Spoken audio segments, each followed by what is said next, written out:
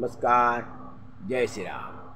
बल सागर भारत होवो, विश्वात शोभुनी राहो. वैभवी देश मी चढवीन, सर्वस्व त्यास अर्पीन.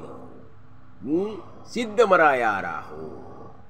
माझ्या देशासाठी, देशाच्या उत्कर्षासाठी, देशाच्या प्रगतीसाठी, देशाच्या अखंडतेसाठी मी सदैव मरायला सिद्ध राहील, बलिदानासाठी सिद्ध राहील.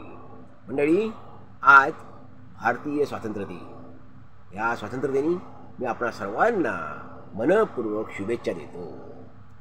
मंडळी, 15 ऑगस्ट 1947 रोजी भारत देश स्वतंत्र झाला. आपण स्वतंत्र झालो.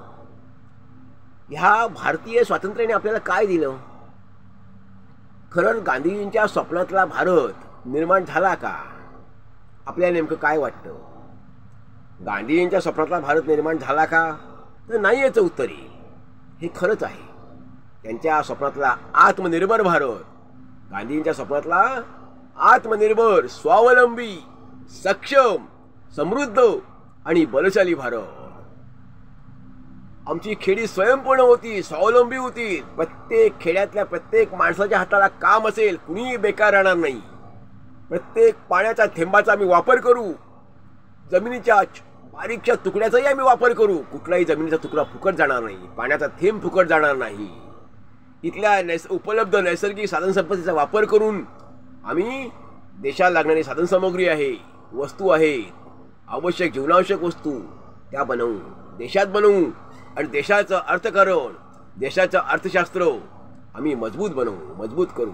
आम्ही स्वावलंबी बनवू. हीच गांधींची स्वदेशी होती आणि हेच गांधीजींचं स्वप्न होतं की आत्मनिर्भर भारत.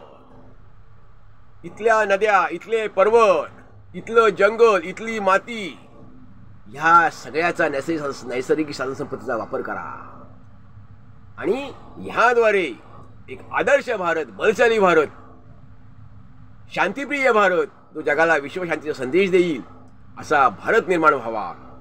हे गांधीजींचं स्वप्न होतं. पूज्य साने गुरुजींचंही स्वप्न होतं. म्हणून गांधीजींनी खादीचा शोध लावला. खादी ही आपल्याला दिलेली देणगी आहे. प्रत्येक माणसाच्या हाताला काम, म्हणजे शेतकऱ्यांच्या, कष्टकऱ्याच्या, काम करायच्या, ज्याची इच्छा आहे त्याच्या हाताला काम या खादीमुळे मिळणार आहे. खादी हे वस्त्र नाहीये, खादी हा विचार आहे.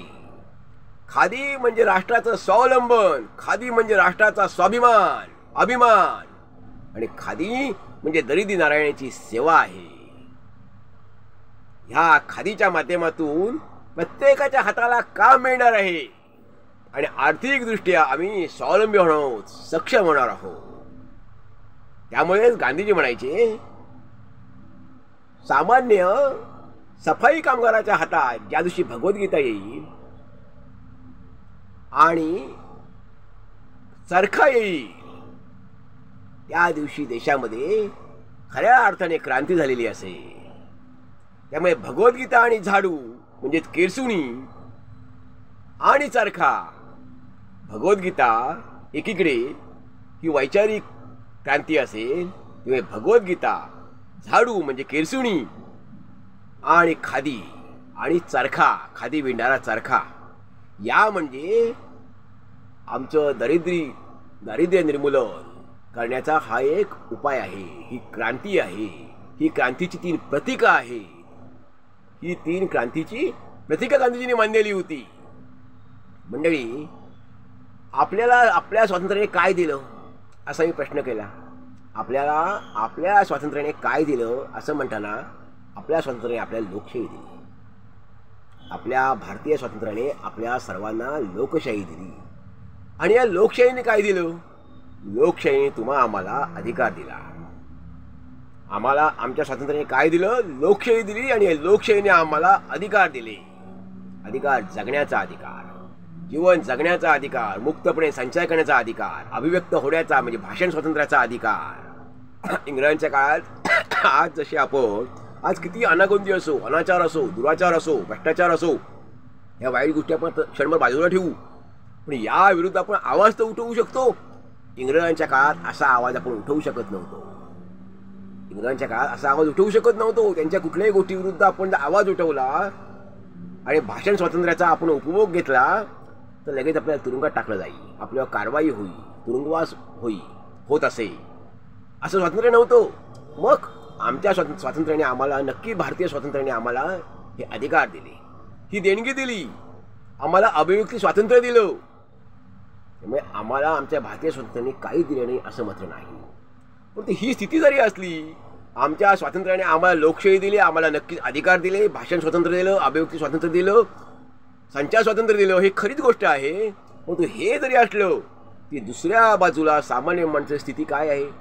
आज एक आमच्या लोकशाहीने यंत्रणा निर्माण केली, प्रशासन निर्माण केलं का? सामान्य माणसाच्या सुखसोयींसाठी, सुविधांसाठी. दिल्लीवरनं, केंद्रातून ते योजना येतील सामान्य माणसापर्यंत पोचाव्या, त्याची माहिती लोकांना मिळावी, शेतकऱ्याच्या बांधावर जावं, शेतकऱ्यांना शेतीमध्ये आधुनिक तंत्रज्ञानाचा वापर करण्यास उद्युक्त करावं, वेगवेगळी पिकं घेण्यास उद्युक्त करावं, त्या मातीचं संशोधन व्हावं आणि स्वावलंबी शेती, आमची सक्षम आमची शेती व्हावी. अशासाठी यंत्रणा निर्माण केली. ही यंत्रणा कशी आहे? या यंत्रणेपुढे आमच्या खेड्यापाड्यातला सामान्य माणूस जाऊन उभा राहू शकतो का? आणि तो उभा राहिला तर त्याच्याकडून कोण बघतं का? आज सामान्य माणसाची अवस्था काय आहे? आज सरकारी कचेऱ्यांमध्ये सामान्य माणसाला खेटे मारावे लागतात, खेटे मारावे लागतात. 6-6 महिने, वर्ष हे खेटे म्हणून थकतात.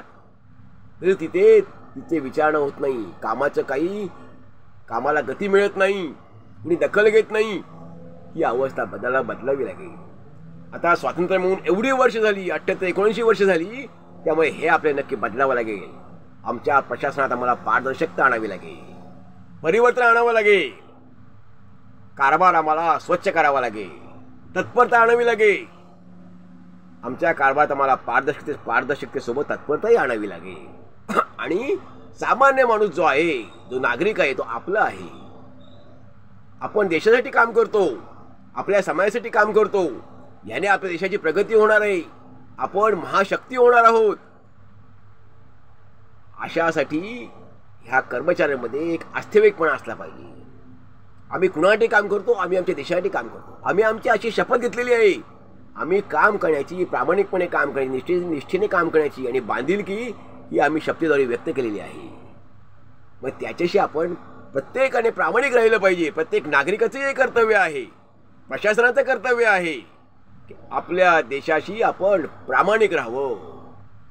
देशाच्या अखंडता, देशाचं ऐक्य, अखंडता, शांती ही अबाधित राहावी, ती कधी विचलित होऊ नये. यासाठी प्रत्येक देशवासियांनी सजग राहण्याची गरज आहे. मंडळी, आज 15 ऑगस्ट स्वातंत्र्य दिन आपला. या निमित्त आपल्याला पुन्हा एकदा मी मनपूर्वक शुभेच्छा देतो. आणि ही स्थिती नक्की बदलावी यासाठी एक नागरिक म्हणून, देशाचे नागरिक म्हणून आपण सर्वांनी सतर्क राहणं हे गरजेचं आहे. आपण आजपासून अशी शपथ घेऊया, असा निश्चय करूया की यापुढे आम्ही सतर्क राहू. धन्यवाद. जय हिंद, जय भारत. भारत माता की जय.